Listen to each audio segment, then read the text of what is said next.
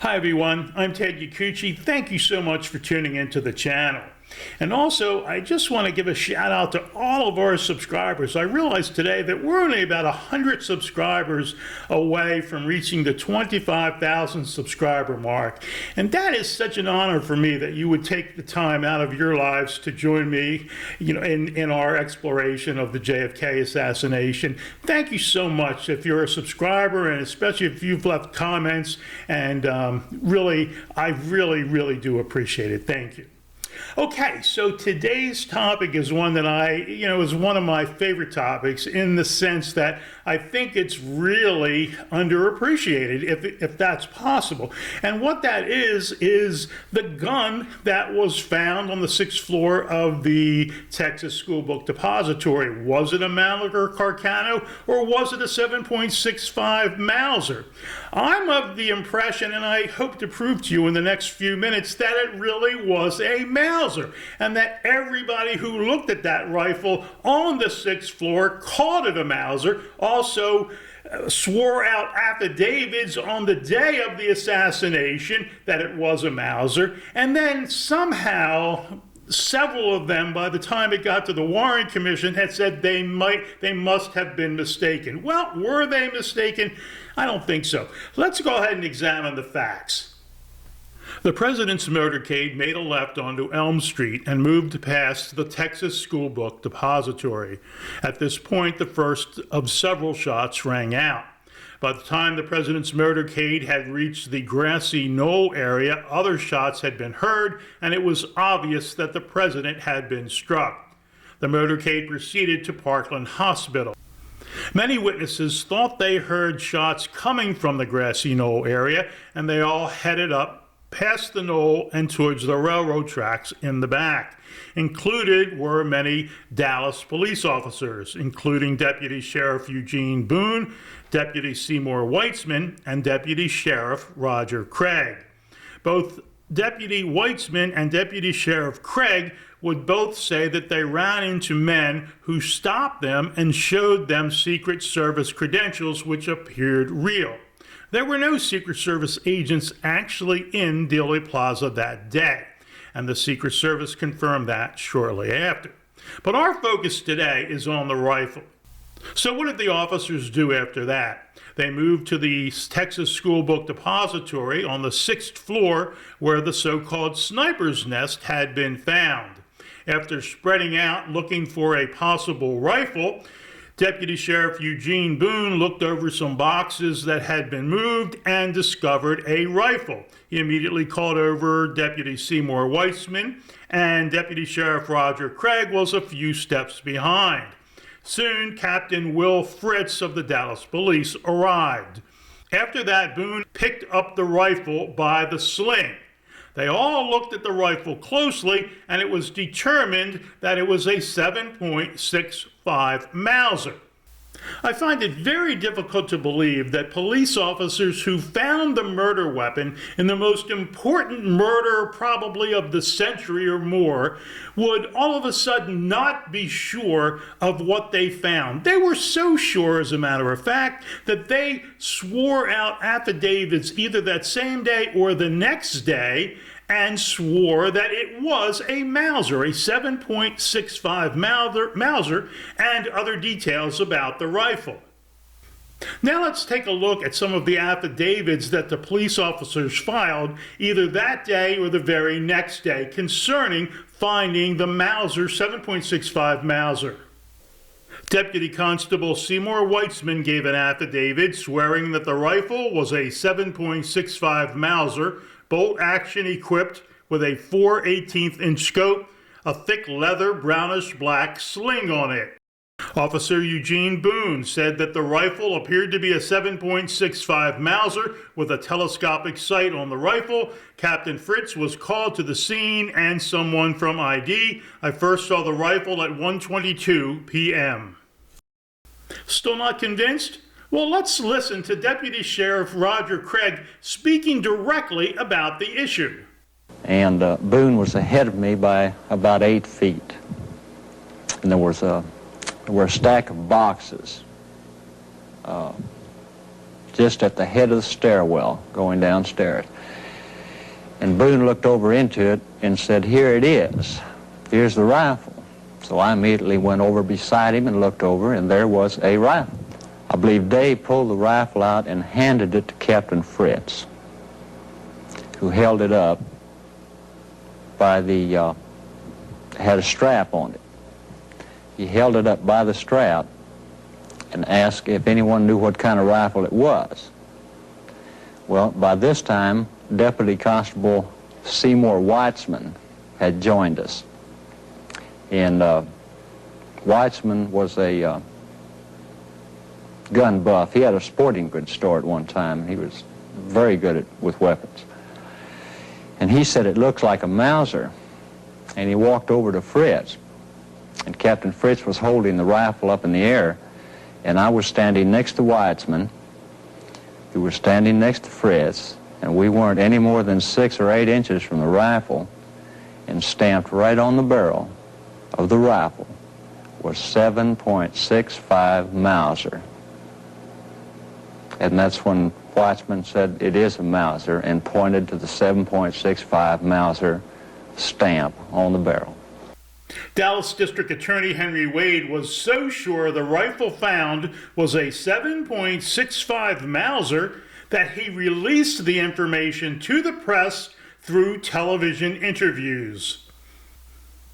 So everyone up to now who has been around the rifle or who has examined the rifle in detail and sworn an affidavit to that fact will claim that the weapon is a 7.65 Mauser. Everyone's in agreement up to this point. From here, Lieutenant J.C. Day, a very interesting character, takes the rifle back to Dallas Police Headquarters and checks it in. From here, that German-made Mauser will transform miraculously into an Italian-made Manlicher-Carcano. And Lieutenant Day will say that everyone must have just made a mistake. It was never a Mauser, it's a Manlicher-Carcano. Does that make any sense at all? Is there any veracity? Is there any truthfulness in that statement from Lieutenant Day? Well, you'll be able to make up your own mind as we move forward. And I'm going to tell you a lot more about Lieutenant Day in just a minute. But first, we have to look at what is the most important element of this story. And that's what's going to happen in the Warren Commission. Because obviously there's a discrepancy. The people who found the weapon, who looked at the weapon, swore that it was a Mauser. And then Lieutenant Day is now saying, no, it was a Manlicher-Carcano. Well, the Warren Commission's job is to get to the bottom of this kind of thing. And they are telling everyone that they're going to move every stone and look under every whatever to get to that truth. They asked Ruth Payne 5,000 questions. All right, so we've got the 3 officers that were around that rifle and saw supposedly the Mauser stamp on the barrel, who are coming before the Warren Commission. So we can expect a seriously grueling examination of these 3 officers, right? They're probably going to be there for a long time answering every darn question because this is really important. Was it a Mauser or was it a Manlicher-Carcano? This gets to the basis of whether Lee Oswald is guilty or not. So will the Warren Commission do their job and ask all the questions that they need to ask of these 3 officers to really get to the bottom of this mystery? Are you kidding me? No way. What do they do instead? They ask almost no questions. They asked one question of Deputy Boone. They spent about 10 seconds with Deputy Seymour Weitzman, and they don't even ask Deputy Roger Craig about it at all. There is no better proof that the Warren Commission was a complete sham when we have examples like this. Whenever they can't ask a question, they just ignore it. And I can give you plenty of examples of other times that they've done it. But let's look at this Warren Commission examination of the 3 officers. We'll start with Deputy Weitzman, and you can see it's interesting that there was an off-record discussion before they even bring this up. And Mr. Ball says, in the statement that you made to the Dallas Police Department that afternoon, you referred to the rifle as a 7.65 Mauser bolt action. Weitzman says, in a glance, that's what it looked like. Mr. Ball says, that's what it looked like. Did you say that or did someone say that? Weitzman says, no, I said that. I thought it was one. Mr. Ball says, are you fairly familiar with rifles? Mr. Weitzman says, fairly familiar because I was in the sporting good business. Then Ball doesn't ask one more question of Weitzman about it. He goes into, what branch of service were you in? Are you kidding me? He has to ask the question, did you see Mauser stamped on the barrel of that weapon? All right, now let's move over to Deputy Boone, and it's even worse. They don't ask Boone any questions about it at all until he is just ready to leave. And this is what they say. Sheriff, thank you very much. Mr. Ball, there is one question. Did you hear anyone refer to this rifle as a Mauser that day? And Boone says, yes, I did. And at first, not knowing what it was, I thought it was a 7.65 Mauser. Ball says, well, who referred to it as a Mauser that day? And Boone says, I believe Captain Fritz. He had knelt down there to look at it, and before he removed it, not knowing what it was, he said what he thought it looked like. That's when Lieutenant Day, I believe that's his name, the ID man, was getting ready to photograph it. We were just discussing it back and forth, and he said it looks like a 7.65 Mauser.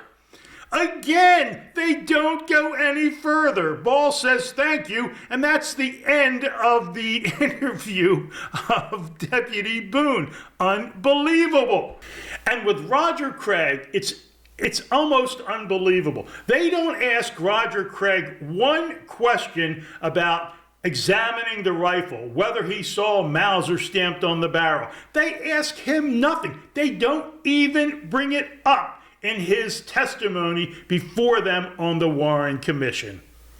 And then, of course, the real question that they should have asked next is, Deputy Weitzman and Deputy Boone, I have in front of me an affidavit that you swore to the day of the assassination in which you claimed the rifle was a 7.65 Mauser. Did you or did you not look at the stamp on the barrel of that rifle, and was it a Mauser?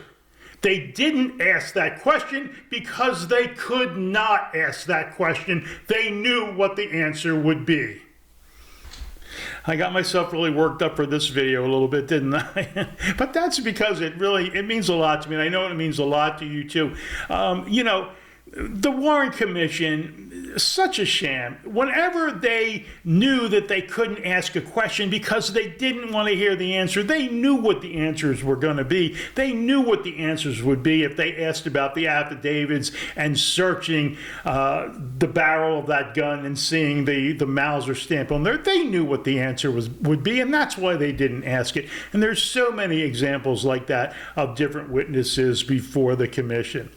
Anyway, we're going to move ahead with part 2 of this video, and we're going to look at Lieutenant J.C. Day, and we're going to get really kind of an in-depth look at what he did with the fingerprints and palm prints on the so-called Manlicher-Carcano, and we're going to examine all of these issues in a little bit more depth. Again, thank you so much. 25,000 subscribers. I'm so excited, and we'll see you next time.